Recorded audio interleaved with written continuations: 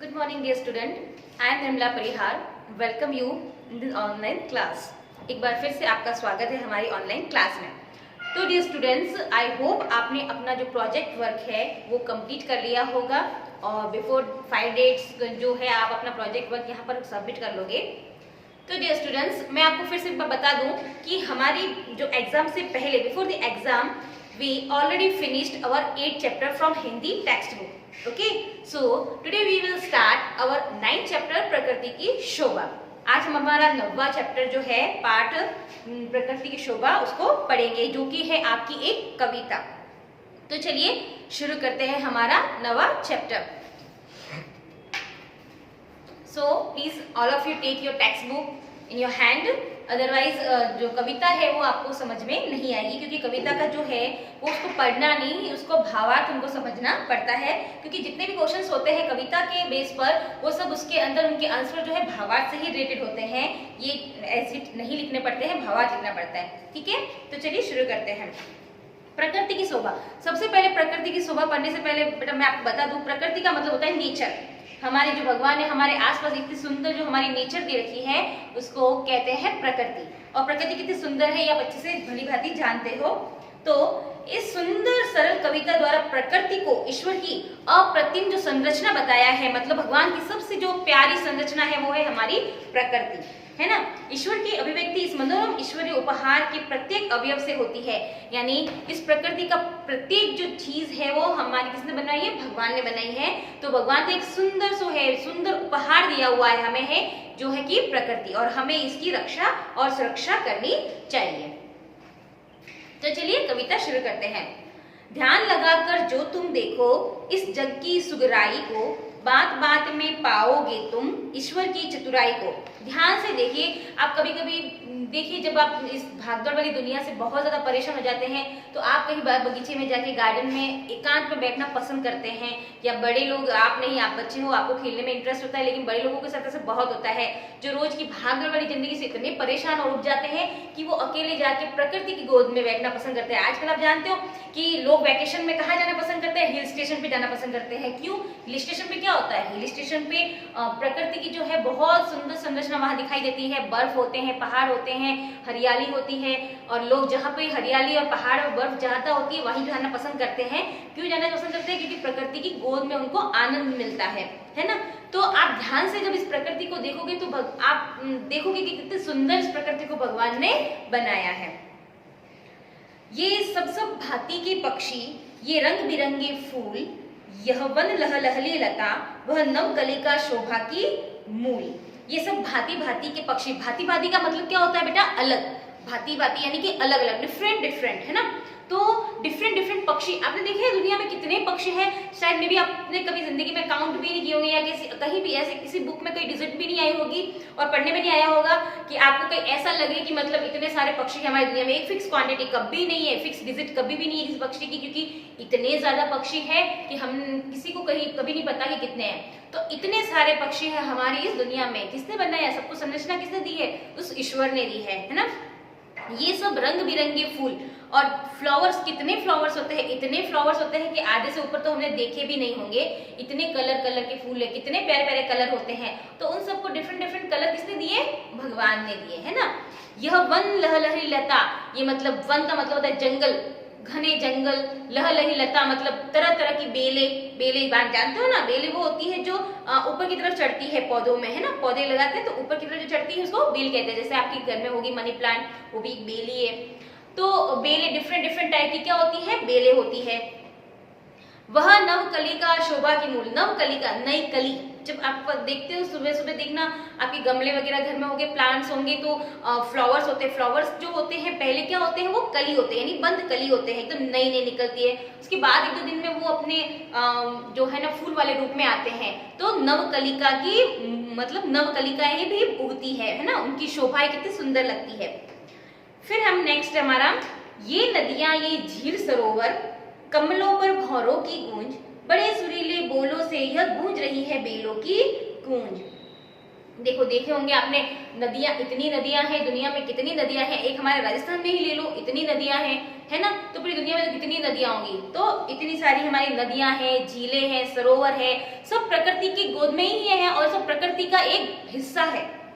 कमलों पर भौरों की कुंज, भौरे होते हैं बट भंवरे, है ना। देखे होंगे आपने बहुत बार, भंवरे जो होते हैं फूलों पे गुनगुनाते हैं, है ना, कमलों पे, कमल के फूल पे गुनगुनाते हैं। बड़े सुरीले बोलों से यह, सुरीले बोल मतलब मीठा गाना, गूंज रही बेलों की गूंज। अब देखो बेलों के, कोयल, है ना, गूंजती है ना, कितनी सुरीली लगती है उनकी आवाज, कोयल की बहुत सुंदर लगती है, हमारे कानों को भी बहुत प्यारी लगती है। तो इतनी सुरीली आवाज में वो गाती है। तो ये सब प्रकृति की दी हुई है हमारे हमारे आप खुद ये महसूस करो बेटा कि इंसान की बनाई हुई कोई भी चीज जो है ना, आनंद नहीं देती है। आनंद मतलब एक हमारी जो है ना, हमारी क्या कहते हैं ना, मेहनत, उसको तो कम कर दिया है, फैसिलिटी बढ़ा दी है हमारी दुनिया की।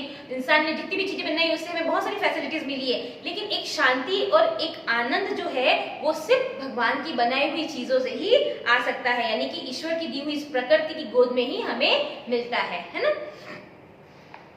नेक्स्ट देखिए पैराग्राफ, ये पर्वत की रम्य शिखाएं शोभा सहित चढ़ाव उतार, निर्मल जल के बहते झरने, सीमा रहित महाविस्तार। ये पर्वत की रम्य शिखाएं, देखिए ना आपने पर्वत, आप कभी ना घूमने जाते हो तो जब ऐसे वो क्या बोलते हैं उनको, पहाड़ों में चढ़ते हो, यानी घाट, उनको घाट बोलते हैं ना, तो घाटों में चढ़ते हो तो बड़े बड़े आपको पर्वत दिखते हैं, इतना सुंदर लगता है कि मन करता है कि हम वहीं बस चलते रहे। हसीन वादियां होती है, बर्फ में बादल होते हैं, पहाड़ होते हैं बड़े बड़े, तो बहुत उनकी शिखाएं जो है छोटियां हैं, कई बार तो उनको दिखती भी नहीं है, इतनी बड़े बड़े पर्वत होते हैं। तो उनकी शोभा इतनी प्यारी हमको लगती है, उनकी चढ़ाव, उनके उतार, मतलब वो कैसे उस पे चढ़ा जाए, कैसे उतरा जाए, उनके जो ढलान होते हैं बहुत ही सुंदर होते हैं।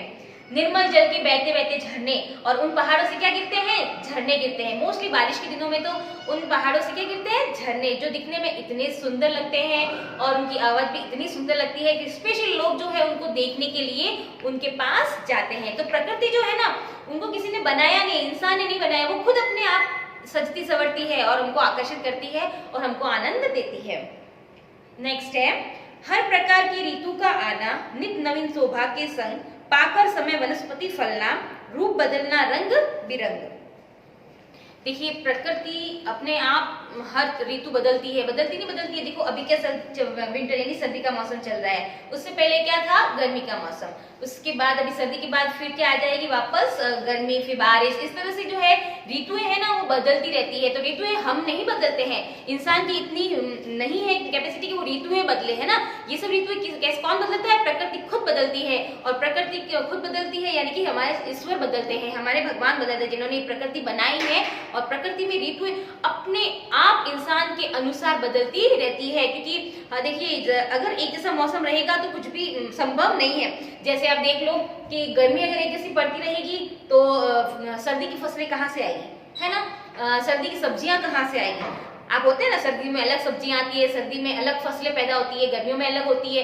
तो ये सब ऋतुएं परिवर्तित होती है, उसकी वजह से ही आती है। अगर एक ही जैसी ऋतु चलती रहेगी तो ऐसा कुछ भी पॉसिबल नहीं है, और इंसान का जीवन भी संभव मुश्किल से है, बहुत मुश्किल है। इसीलिए ऋतु का परिवर्तित होना बहुत ही जरूरी है, क्योंकि बारिश नहीं आएगी तो पानी नहीं होगा, बिना पानी के जीवन संभव ही नहीं है। इसीलिए ऋतुओं का बदलना आवश्यक है। और ये ऋतु कौन बदलता है, प्रकृति स्वयं बदलती है।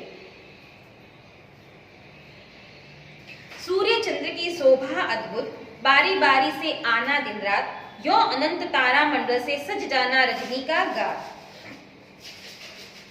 सूर्य चंद्रमा की शोभा अद्भुत, सूर्य और चंद्रमा आप जानते हो बेटा, सूर्य और चंद्रमा की महिमा अद्भुत है ना।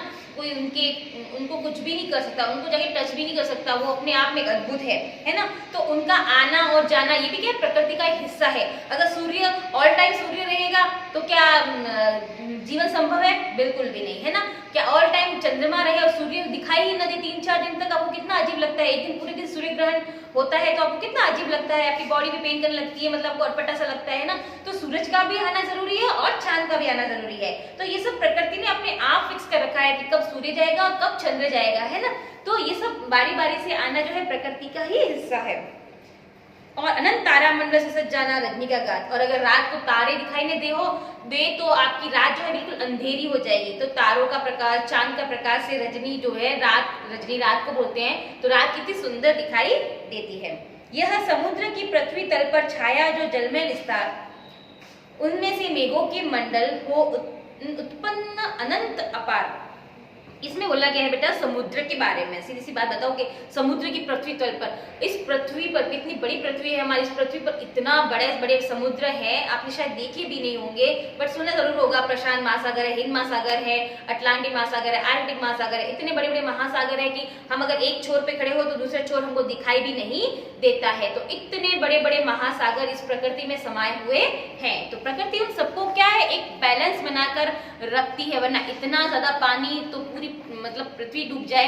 बट एक प्रकृति का जो है ना इतना महान विस्तार में जो फैले हुए समुद्र, उनको एक मतलब बैलेंस में बनाकर रखती है। गर्जन तर्जन घन मंडल का, वर्षा बिजली का संचार, सब में दिखे परमेश्वर की लीला अद्भुत अपरंपार। गर्जन तर्जन वन मंडल का, वर्षा बिजली का संचार। देखा है ना बारिश के मौसम में, ये दिया हुआ बारिश के मौसम का आपके पैराग्राफ 4 लाइन्स कि बारिश के मौसम में आपने देखा होगा गर्जन तर्जन मतलब गरजना, बरसना, बादलों का बनना, है ना। ये सब क्या है, एक प्रकृति की महिमा है। देखिए कैसे बादल बनते हैं, हमने कभी सोचा भी नहीं होगा कि किस तरह से बादल बनते हैं, लेकिन हम फिर पढ़ते तो हमें पता चलता है कि समुद्र का पानी, खुद देखो समुद्र का पानी प्रकृति का है, फिर सूर्य का ताप भी प्रकृति का है ना। वो खुद उससे भाप बनकर ऊपर उठता है, बादल बनता है, बारिश आती है और हमें पानी मिलता है ना। तो सब कौन कर रहा है, ऑटोमेटिक प्रकृति कर रही है, हमें कुछ भी करने की जरूरत नहीं पड़ रही है। फिर उन बादलों में बिजली का चमकना, है ना, सब एकदम मतलब कितना अजीब लगता है बिजली चमकती है। हम कभी कभी सोचते हैं कि बिजली कहाँ से आ रही है, कैसे आ रही है, और बिजली जब धरती पर कभी गिर रही है तो सब विनाश कर देती है। तो इतना उसके अंदर पावर होता है बिजली के अंदर, तो बहुत सोचने पे मजबूर कर देती है भगवान की ये लीला। तो इस सब चीजों में बेटा मेरे कहने का मतलब ये है कि सब चीजें जो है किसने बनाई है, भगवान ने बनाई है, हमारे परमेश्वर ने, हमारे परमात्मा ने बनाई है।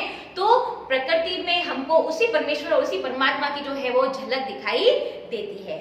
तो ये इसी के साथ हमारा जो है चैप्टर फिनिश हो गया है, प्रकृति की शोभा, यानी हमारी प्रकृति में कितनी प्यारी शोभा है, प्रकृति कितनी सुंदर है। तो इसी के साथ मैं चैप्टर फिनिश करूंगी। और बेटा आई होप आपको समझ में आ गया होगा, और इससे रिलेटेड अगर आपको कोई प्रॉब्लम हो तो आप मुझसे पूछ सकते हो गूगल मीट पे, ओके। और क्वेश्चन आंसर्स तो मैं आपको सेंड कर ही दूंगी। Okay so childrens, bye bye.